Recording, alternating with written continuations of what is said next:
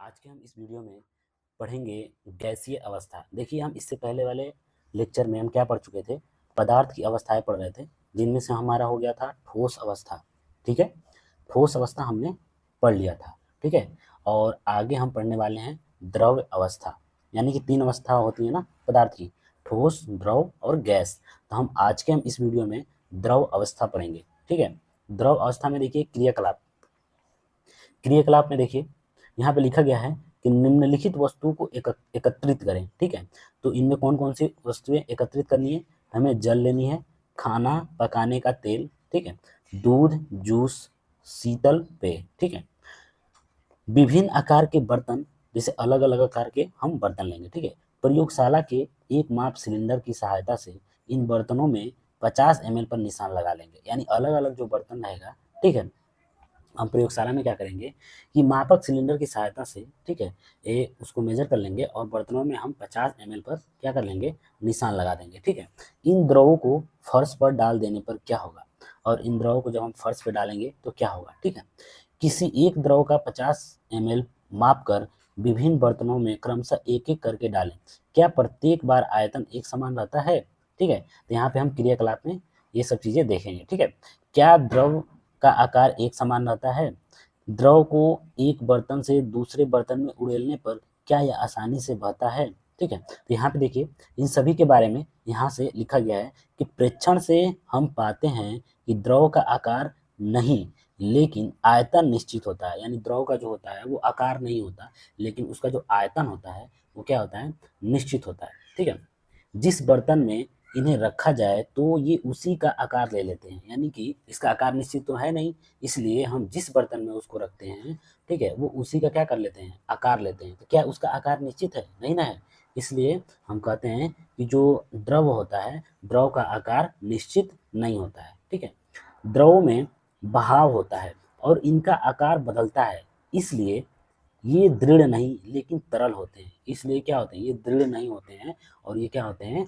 तरल होते हैं। ठीक है, अब देखिए क्रियाकलाप 1.4 और 1.5 के संदर्भ में हमने देखा कि ठोस और द्रव का मिश्रण द्रव में संभव है। ठीक है, तो हमने क्या देखा 1.4 और 1.5 के संदर्भ में। अब देखिए क्रियाकलाप 1.4 किधर है?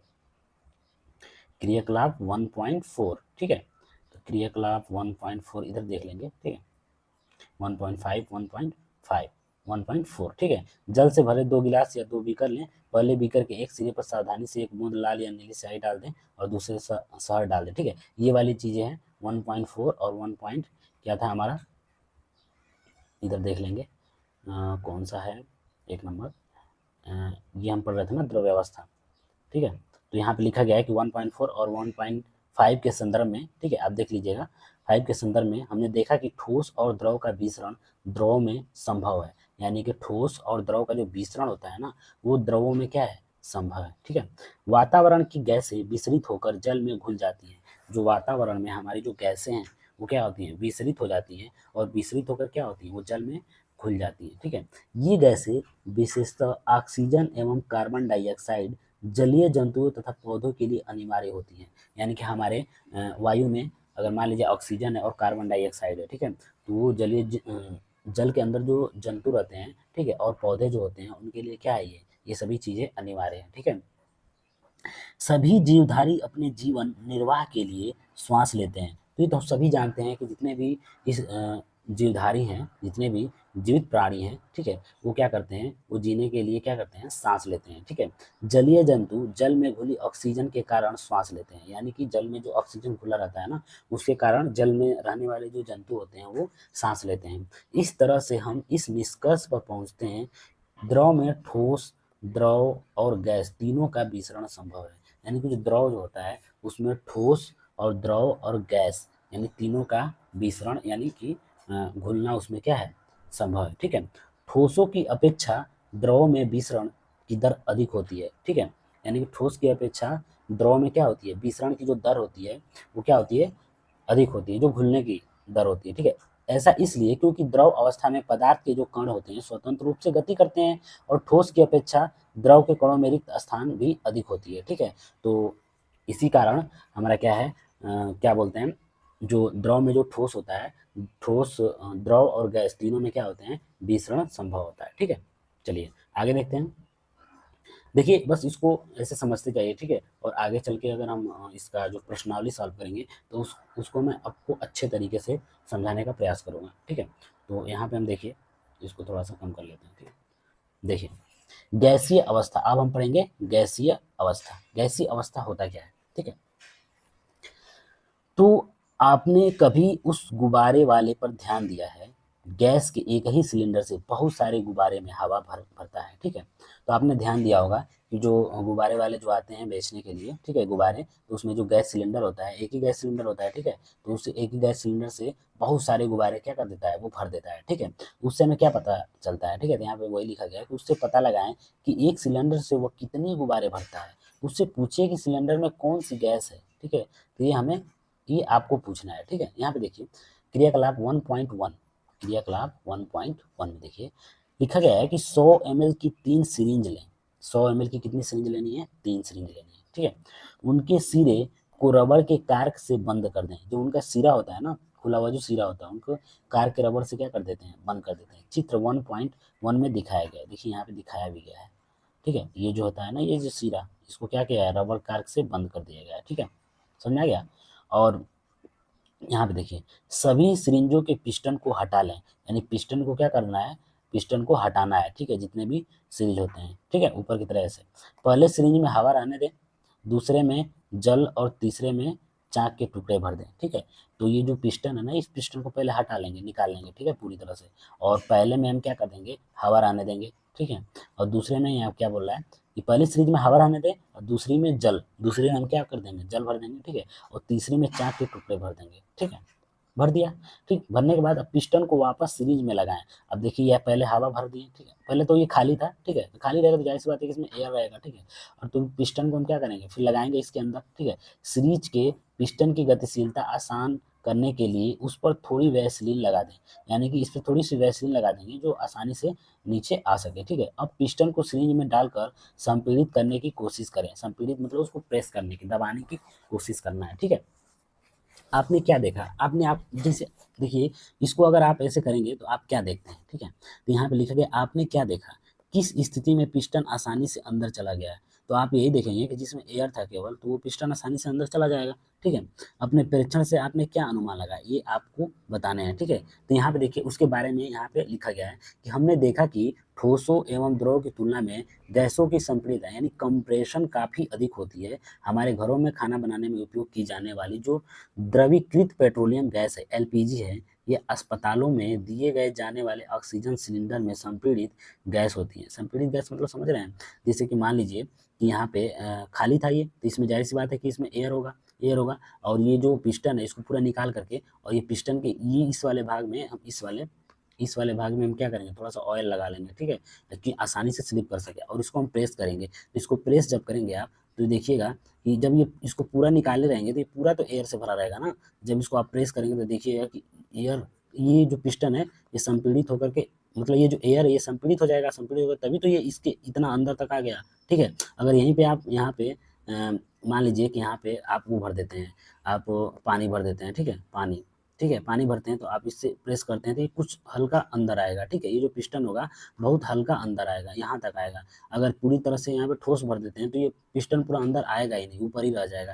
तो सबसे अधिक संपीड़ित कौन हो जा रहा है, गैस हो जा रहा है। यानी कि ये जो गैस है, गैस सबसे अधिक क्या हो जाती है, संपीड़ित हो जाती है, ठीक है।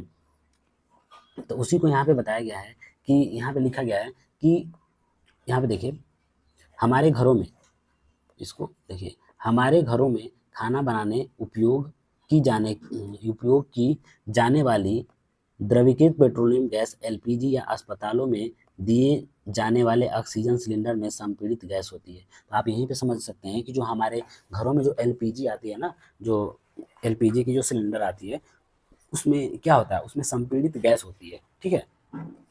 और जो अस्पताल में दिए जाने वाले जो ऑक्सीजन सिलेंडर होते हैं ना, जो बड़े बड़े सिलेंडर होते हैं, उसमें भी क्या होती है, संपीड़ित गैस ही होती है, ठीक है। उसको संपीड़ित करके उसको उसके अंदर भरा जाता है, ठीक है।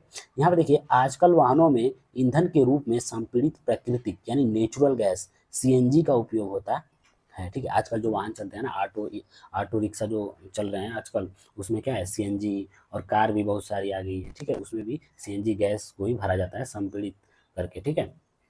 संपीड्यता काफी अधिक होने के कारण गैस के अत्यधिक आयतन को एक कम आयतन वाले सिलेंडर में संपीड़ित किया जा सकता है। यानी कि बहुत सारा, अगर उसका बहुत बड़ा आयतन होता है ना, उसको हम एक छोटे से सिलेंडर में उसको संपीड़ित करके उसको भर देते हैं, ठीक है। यही कारण है कि उसकी संपीड़ितता अगर मतलब बहुत ज़्यादा होती है, ठीक है, इसलिए अब उसको हम छोटे से बर्तन में हम उसको संपीड़ित करके भर देते हैं, ठीक है। एवं आसानी से एक स्थान से दूसरे स्थान तक भेजा जा सकता है, ठीक है। हमारी नाक तक पहुंचने वाली गंध से बिना रसोई में प्रवेश किए ही हम जान सकते हैं कि क्या पकाया जा रहा है।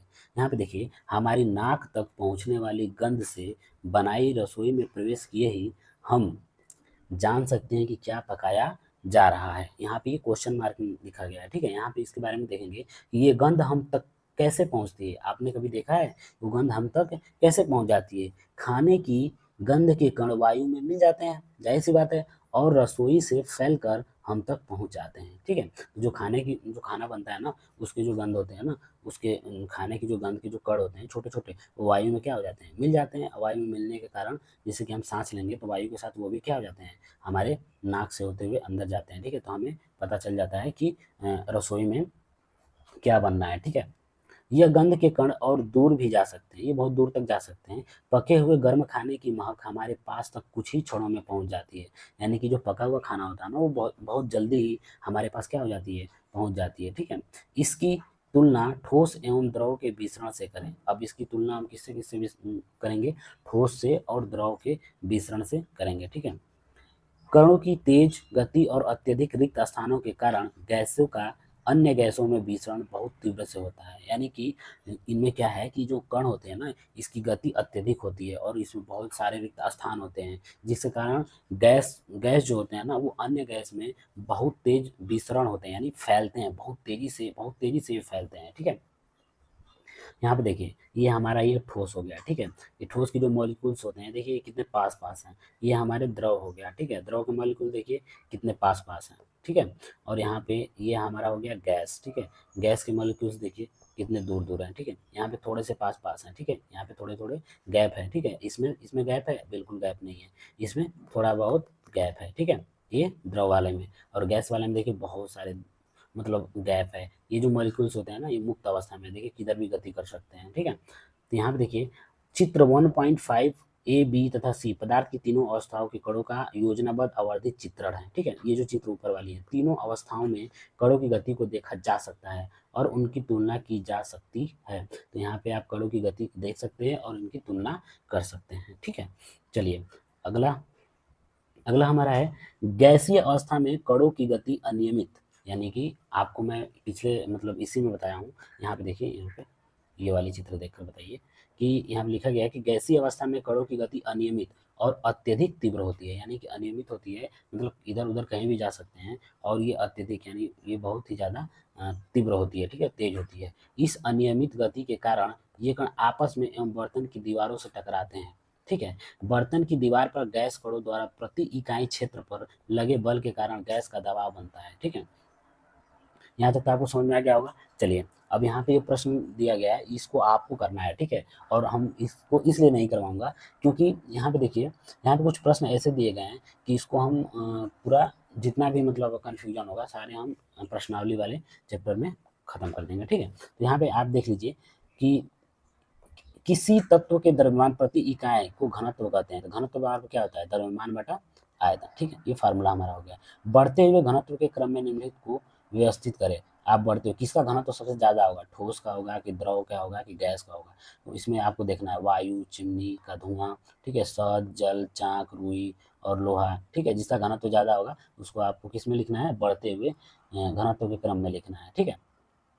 यहाँ पे देखिए पदार्थ की विभिन्न अवस्थाओं के गुणों में होने वाले अंतर को सारणीबद्ध कीजिए। यानी कि जो पदार्थ की जो विभिन्न अवस्थाओं के जो गुण होते हैं, ठीक है, उनमें होने वाले जो अंतर होते हैं उसको आपको क्या करना है, एक सारणीबद्ध, एक से ऐसे सारणी बनानी है और उसको उसमें क्या करना है, आपको लिखना है, ठीक है। यहाँ पे देखिए बी में बोला गया है कि निम्नलिखित पर टिप्पणी कीजिए। दृढ़ता, संपीड्यता, ठीक है, तरलता, बर्तन में गैस का भरना, आकार, गतिज ऊर्जा एवं घनत्व आपको मैं समझा दिया हूँ, ठीक है। दृढ़ता क्या होती है, संपीड़ितता क्या होती है, तरलता क्या होती है, बर्तन में गैस का भरना क्या होता है, ठीक है। इसके बारे में आपको क्या करना है, इस पर छोटे छोटे टिप्पणी लिखनी है, ठीक है। टिप्पणी समझ रहे हैं, उनके बारे में थोड़ा थोड़ा लिखनी है, ठीक है। कारण बताइए, कारण बताना है, क्या कारण हो सकता है, ठीक है। यहाँ पे देखिए ए नंबर में लिखा गया है कि गैस पूरी तरह उस बर्तन को भर देती है, क्यों। ये जिसमें भर देती है, जिसमें इसे रखते हैं, यानी कि इसका कारण क्या है, क्यों भर, मतलब पूरी तरह से बर्तन को भर देती है, ठीक है, गैस। यहाँ पे बी नंबर में है कि गैस बर्तन की दीवारों पर दबाव डालती है, क्यों, ठीक है, इसका कारण बताइए। सी नंबर में है कि लकड़ी की मेज ठोस कहलाती है, क्यों कहलाती है, आपको बतानी है, ठीक है। डी नंबर है हवा में हम आसानी से अपना हाथ चला सकते हैं, लेकिन एक ठोस लकड़ी के टुकड़े में हाथ चलाने के लिए हमें कराटे में दक्ष होना पड़ेगा, ठीक है। तो आपको हवा में तो हाथ चला सकते हैं, लेकिन क्या आप ठोस में हाथ चलाएंगे, लगाएं चलाएंगे तो आप क्या होगा, आपको चोट लग जाएगी, ठीक है। यहाँ पे देखिए, सामान्यतः ठोस पदार्थों की अपेक्षा द्रव का घनत्व कम होता है, तो यहाँ पे आप पता ही चल रहा है कि जो ठोस पदार्थों की जो घनत्व होती है वो द्रव में क्या होती है, थोड़ा कम होती है, ठीक है। यानी कि द्रव का घनत्व कम होता है और ठोस पदार्थ का घनत्व ज़्यादा होता है, ठीक है। यहाँ से ये मतलब लिखा गया है, ठीक है। लेकिन आपने बर्फ के टुकड़े को जल में तैरते हुए देखा होगा, ये तो कन्फ्यूजन वाली चीज़ है कि जो बर्फ का टुकड़ा होता है वो जल में क्या होता है, तैरता है। पता लगाइए ऐसा क्यों होता है, आपको ये पता लगाना है कि ऐसा क्यों होता है, ठीक है। आप पता लगाइएगा और बताइएगा, ठीक है। अगर आपको नहीं आएगा तो मैं नेक्स्ट वीडियो में भी कमेंट करिएगा, मैं बता सकता हूँ सारे क्वेश्चन को, ठीक है। चलिए, यहाँ तक समझ में आ गया। अब यहाँ पे हम देखेंगे, यहाँ पे हम क्या देख रहे हैं, पदार्थ अपनी अवस्था को बदल सकता है, यानी पदार्थ अपनी अवस्था को बदल सकता है, इसके बारे में हमें देखना है, ठीक है। तो नेक्स्ट वीडियो में हम पढ़ेंगे पदार्थ अपनी अवस्था को बदल सकता है या नहीं, ठीक है। इसके बारे में हम अगले वीडियो में देखेंगे, ठीक है।